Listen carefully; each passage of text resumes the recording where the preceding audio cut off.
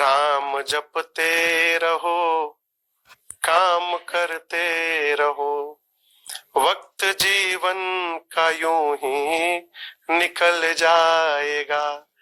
गर लगन सच्ची भगवन से लग जाए तो तेरे जीवन का नक्शा बदल जाएगा। जय हिंद। स्टडी बसेरा की नई वीडियो में आप सभी का हार्दिक स्वागत है। चैनल पर नए तो चैनल को सब्सक्राइब कर लीजिएगा। वीडियो को पसंद आता है तो वीडियो को लाइक और शेयर अपने स्टडी ग्रुप में, अपने फ्रेंड रिलेटिव के सोशल मीडिया ग्रुप में जरूर शेयर करते चलिएगा। चलिए स्टार्ट करते हैं। पहला पॉइंट है, विक्रमशिला विश्वविद्यालय को विकसित करने की योजना बनी है।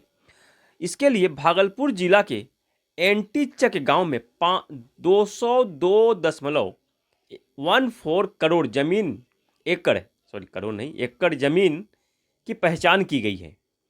परंतु इसकी जो मंजूरी है, यानी कि विक्रमशिला विश्वविद्यालय को विकसित करने के लिए केंद्र सरकार द्वारा 2015 में ही 500 करोड़ रुपये प्रोजेक्ट की मंजूरी दे दी गई थी और बिहार सरकार अब जाकर जमीन की पहचान कर सकी है। भागलपुर जिला में ही है। यह प्रश्न तो बन गया कि विक्रमशिला विश्वविद्यालय बिहार के किस जिला में है, तो भागलपुर जिला में। तो विक्रमशिला विश्वविद्यालय की स्थापना पाल वंश के धर्मपाल द्वारा की गई थी 8वीं शताब्दी में। तो पाल वंश की स्थापना किसने की? पाल वंश की स्थापना गोपाल ने की थी, जो पहला राजा गोपाल था, और उसने अपनी राजधानी मुंगेर को बनाया था। इस पॉइंट को ध्यान रखिए। चलिए नेक्स्ट पॉइंट है, निधि तिवारी। निधि तिवारी कौन है? तो निधि तिवारी प्रधानमंत्री नरेंद्र मोदी जी की निजी सचिव बनी है, प्राइवेट सेक्रेटरी बनी है। और इसके पहले कुछ दिन पहले हमने पढ़ा था, आरबीआई के पूर्व गवर्नर शक्तिकांत दास जी को प्रधानमंत्री नरेंद्र मोदी जी का दूसरा प्रधान सचिव बनाया गया था। दूसरा प्रधान सचिव बनाया गया था। तो पहले प्रधान सचिव कौन थे? पीके मिश्रा। यानी कि प्रधानमंत्री के दो प्रधान सचिव हैं। पहले हैं पीके मिश्रा और दूसरे हैं शक्तिकांत दास। और अब बनी है निधि तिवारी प्रधानमंत्री की निजी सचिव, प्राइवेट सेक्रेटरी। चलिए, हम सभी जानते हैं कि 30 मार्च 2025 में शुक्ल पक्ष प्रतिपदा की शुरुआत हो चुकी है, यानी कि हिंदू कैलेंडर में 9 वर्ष की शुरुआत हो चुकी है। चैत्र मास का शुरुआत हो चुकी है 30 मार्च को, 9 वर्ष की शुरुआत हो चुकी है। तो 30 मार्च को ही, जिस दिन हिंदू धर्म में यानी कि शुक्ल पक्ष के प्रतिपदा की शुरुआत होती है, उस दिन मणिपुर में मैती समुदाय द्वारा साजिबू चेरोबा महोत्सव मनाया जाता है। और आंध्र प्रदेश, तेलंगाना और कर्नाटक में उगादी के नाम से त्यौहार मनाया जाता है। और उसी दिन महाराष्ट्र में गुड़ी पड़वा के नाम से त्यौहार मनाया जाता है। और जम्मू कश्मीर में नवरेह के नाम से त्यौहार मनाया जाता है। और सिंधी समुदाय द्वारा चेंटी चंड के नाम से उत्सव मनाया जाता है। तो किस दिन? शुक्ल पक्ष प्रतिपदा, यानी कि 9 वर्ष, जिस दिन नवरात्रि शुरू होती है उस दिन ये वर्ष मनाए जाते हैं। सभी क्षेत्रों में अलग अलग नाम उसके जाने जाते हैं। इस पॉइंट को ध्यान रखिए, क्योंकि यहाँ से प्रश्न, जब इंपॉर्टेंट प्रश्न है, इंपॉर्टेंट पॉइंट यहाँ से एक प्रश्न तो पक्का बनता है। 6th बिम्स्टेक सम्मेलन 2025 का आयोजन बैंकॉक, थाईलैंड में किया जाएगा। बिम्स्टेक का फुल फॉर्म क्या बनता है? Bay of Bengal Initiative for Multi Sectoral Technical and Economic Cooperation, जिसकी स्थापना, बिम्स्टेक की स्थापना 1997 में होती है। हेडक्वार्टर ढाका यानी कि बांग्लादेश में है। इसके सदस्य देश कितने हैं? बिम्स्टेक के सदस्य देश 7 हैं। कौन कौन से? Bangladesh, Bhutan, Bharat, Myanmar, Nepal, Sri Lanka, Thailand. यानी कि बे ऑफ बंगाल से कनेक्टेड जितने कंट्री हैं वे इसके सदस्य देश हैं। गया जो अंतरिक्ष वेधशाला मिशन था, जिसको लॉन्च किया गया था दिसंबर 2013 में, अब जाकर 27 मार्च 2025 में 27 मार्च 2025 में इसे बंद कर दिया गया। इस मिशन को बंद कर दिया गया है। तो किसके द्वारा लॉन्च किया गया था? प्रश्न यहाँ से इस तरह से बनेगा। तो लॉन्च किया गया था ESA यानी कि यूरोपियन स्पेस एजेंसी द्वारा इसे लॉन्च किया गया था। लॉन्च करने का उद्देश्य क्या था? तो हमारी जो आकाशगंगा, हम जिस आकाशगंगा में रहते हैं, क्या नाम है?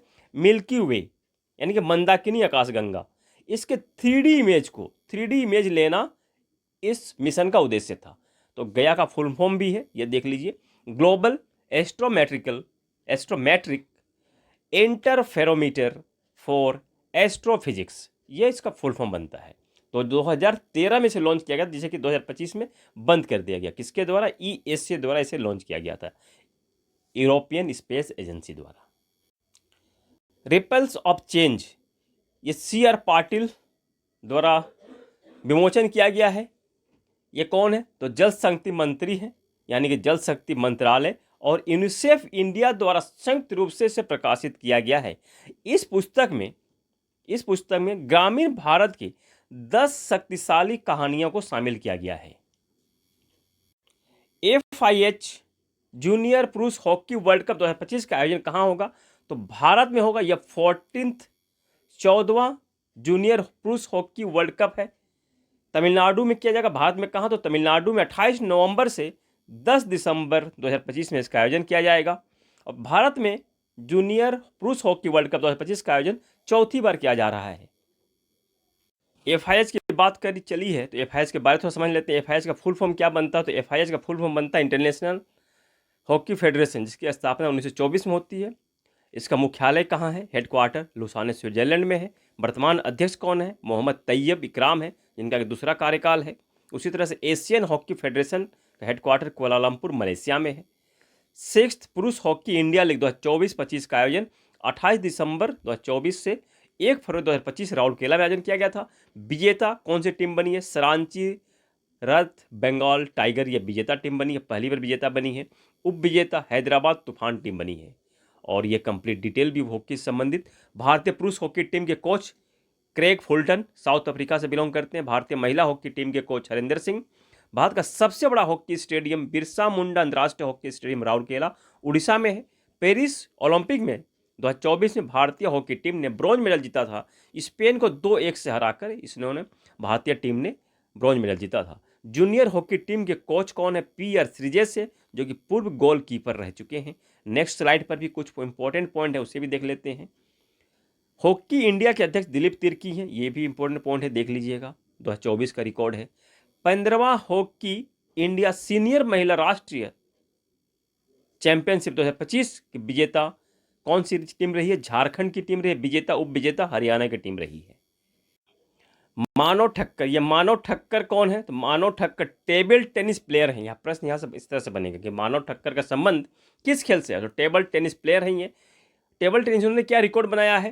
तो टेबल टेनिस के WTT स्टार कंटेंडर इवेंट के सेमीफाइनल में, ये प्लीज लिखो, सेमीफाइनल में पहुंचने वाले पहले भारतीय बन गए हैं।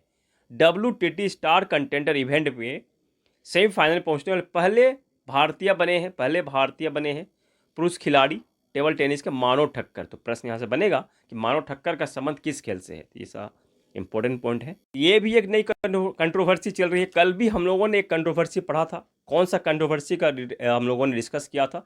कमेंट में एक बार बताइएगा आप लोग। कल के वीडियो में हम लोगों ने इसके बारे में पढ़ा था, कंट्रोवर्सी के बारे में। तो आज हम लोग नया कंट्रोवर्सी चल रही है। बोध गया टेम्पल एक्ट 1949 को रिपील करने की मांग की जा रही है बौद्ध धर्मावलंबियों द्वारा। तो बौद्ध धर्म से संबंधित कुछ इंपॉर्टेंट पॉइंट हम लोग समझ लेते हैं, क्योंकि यहाँ से प्रश्न बन सकते हैं। बौद्ध गया कहाँ है? तो बिहार में स्थित है, जहाँ की बौद्ध धर्म के जो संस्थापक थे महात्मा बुद्ध को ज्ञान की प्राप्ति हुई थी बोध गया में, पीपल वृक्ष के नीचे, जिसे बोधि वृक्ष भी कहते हैं। तो महात्मा बुद्ध का जो बचपन का नाम था सिद्धार्थ था, इस पॉइंट को ध्यान रखेंगे। पिता का नाम सुदोधन था और उनकी माता का नाम महामाया देवी था। और इनका पालन पोषण गौतमी प्रजापति इनकी मौसी ने किया था। इनकी पत्नी का नाम यशोधरा था और इनकी जो एक पुत्र था राहुल, इनका नाम राहुल था। तो गृह त्याग इन्होंने, जिसे कि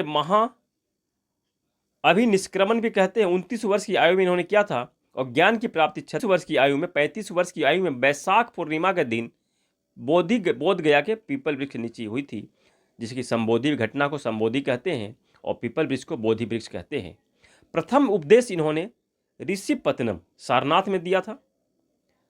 और इस घटना को प्रथम उपदेश दिया था, इस घटना को हम लोग धर्म चक्र परिवर्तन कहते हैं। और इनकी मृत्यु 483 ईसा पूर्व, बिफोर क्राइस्ट, ईसा पूर्व में हुई थी इनकी। क्या लिखा रहा? ईसा पूर्व में हुई थी इनकी मृत्यु। 483 ईसा पूर्व में इनकी मृत्यु हुई थी। दिन था वैशाख पूर्णिमा। इनको ज्ञान की प्राप्ति भी वैशाख पूर्णिमा और मृत्यु भी वैशाख पूर्णिमा। और मृत्यु कहाँ हुई थी? कुशीनगर में हुई थी। और जो इनकी मृत्यु हुई, इस घटना को कहते हैं बौद्ध धर्म में महापरिनिर्वाण। और बौद्ध और महात्मा बुद्ध का जन्म कहाँ हुआ था?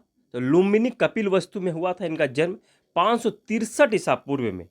563 ईसा पूर्व यानी कि बिफोर क्राइस्ट ईसा पूर्व में इनका जन्म हुआ था। 563 ईसा पूर्व में। 483 ईसा पूर्व में इनकी मृत्यु होती है उत्तर प्रदेश कुशीनगर में।